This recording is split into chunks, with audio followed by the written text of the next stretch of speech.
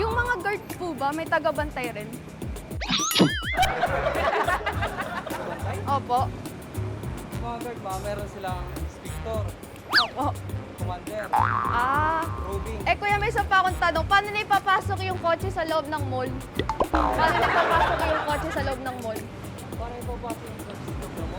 Opo, yung kotse sa loob ng mall.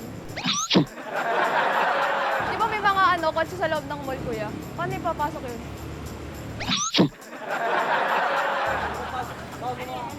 Bago maayos yan, ma'am, meron yung kotse sa loob. Ate, pwede po ba magtanong? Para sa research lang po. Pwede po ba? Saglit lang.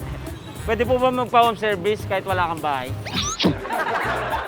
Okay lang po ba yan? Pag yung lamok po ba natutulog, nilalamok din? Ba't yung donut may butas sa gitna? Ate?